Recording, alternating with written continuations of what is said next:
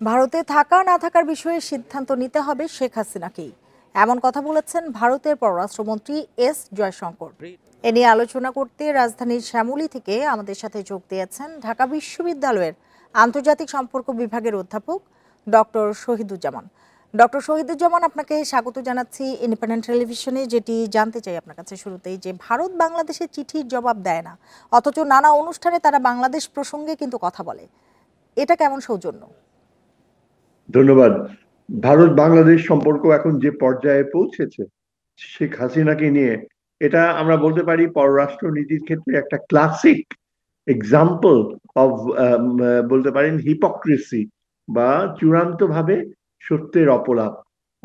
বাংলাদেশ এটা সুস্পষ্ট করে দিয়েছে ভারতকে যে শেখ হাসিনা শুধু পলাতকই নয়, ভারতকে ইদানিং যে বিচারের রায় হয়েছে সেই রায়ের পরিপ্রেক্ষিতে তিনি একজন মৃত্যুদণ্ডপ্রাপ্ত আসামি। সত্যি যদি বাংলাদেশকে, এই যে ভারতের পররাষ্ট্রমন্ত্রী বলছেন যে বন্ধু ভাবাপন্ন দেশ মনে করে থাকেন, তাহলে নিশ্চয়ই এই ভারতের পররাষ্ট্রমন্ত্রীর এটুকু আস্থা থাকা উচিত ছিল বাংলাদেশের উপরে যে যাকে তারা আশ্রয় দিয়েছে তিনি একটা ভয়ঙ্কর অপরাধী, যিনি একজন মহিলা হওয়া সত্ত্বেও, একজন প্রাক্তন প্রধানমন্ত্রী হওয়া সত্ত্বেও তাকে এত এক্সট্রিম শাস্তি অর্থাৎ মৃত্যুদণ্ডে দণ্ডিত করা হয়েছে। এই বিষয়টা ভারত জেনে শুনেও বিষয়টাকে আহ, এমন ভাব করছে যে এটা রিয়েলি একটা স্বাভাবিক কূটনৈতিক সম্পর্ক। অপরদিকে ভারতও কিন্তু এটা ভালো করে জানে যে বাংলাদেশে ইদানিং যে কমিশন রিপোর্ট বের হয়েছে, এই যে ঘটনা প্রবাহ যার কারণে শেখ হাসিনাকে মৃত্যুদণ্ডে দণ্ডিত করা হয়েছে, সেই ঘটনা প্রবাহে এটা বাংলাদেশ অফিসিয়ালি তুলে ধরেছে যে ভারতের সরাসরি অংশগ্রহণ ছিল এখানে এই হত্যাযজ্ঞে। এবং এটা ভারতীয় মিডিয়াতে এবং এমনকি ভারতীয় যে পররাষ্ট্র মন্ত্রণালয়ের স্পোক্স পারসন, তাদের কথাবার্তায়ও স্পষ্ট হয়ে গিয়েছে।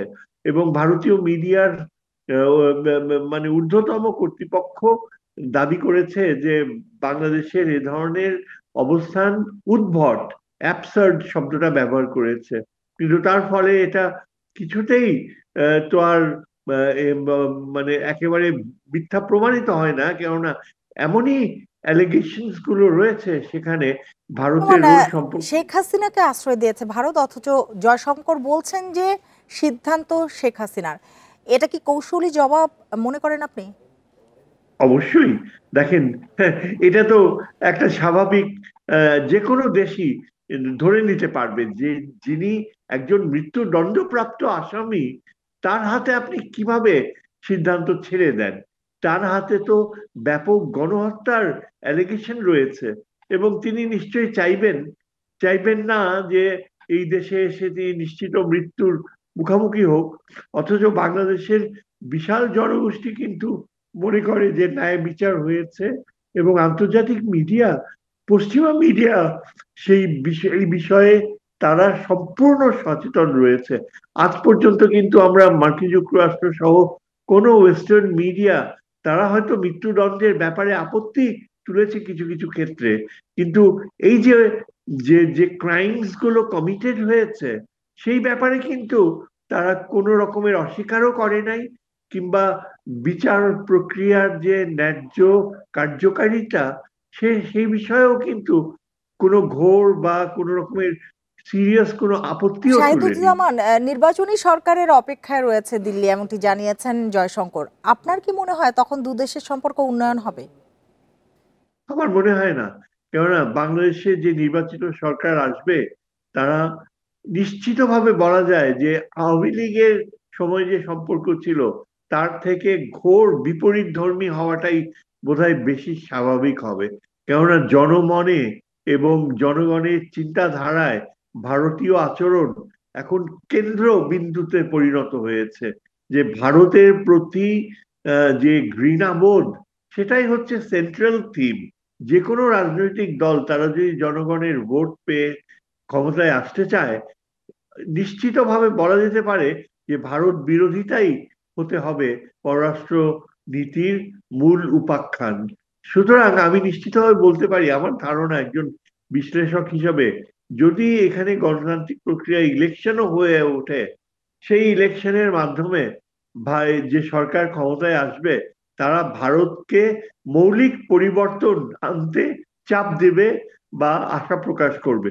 যদি ভারত তার পররাষ্ট্র নীতিতে বাংলাদেশের প্রতি শ্রদ্ধাশীল, সমতা ও আত্মমর্যাদার সম্পর্ক না আনতে পারে, এবং যদি তারা প্রতিটি ক্ষণে শেখ হাসিনাকেই তাদের মিত্র হিসেবে তুলে ধরে, তাহলে বাংলাদেশের সাথে ভারতের সম্পর্ক কোনোভাবেই স্বাভাবিক হতে পারে না।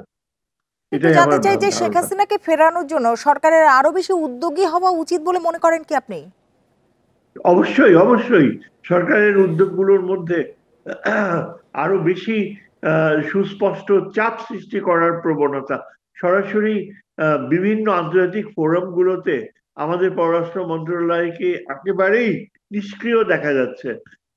আমাদের পররাষ্ট্র মন্ত্রণালয় যদি আন্তর্জাতিক ফোরাম গুলাতে, মিডিয়া গুলাতে, এমনকি জাতিসংঘের মাধ্যমেও যদি এটা তুলে ধরতো যে ভারত আন্তর্জাতিক একটা আইন ভঙ্গই শুধু করছে না, এ ধরনের আচরণের মাধ্যমে ভারত আন্তর্জাতিক সন্ত্রাসবাদকে প্রশ্রয় দিচ্ছে, এরকম একটা অবস্থান যদি নিতে পারতো, তাহলে আমার ধারণা যে মার্কিন যুক্তরাষ্ট্র সহ পশ্চিমা বিশ্ব অবশ্যই ভারতের উপর চাপ সৃষ্টি করত।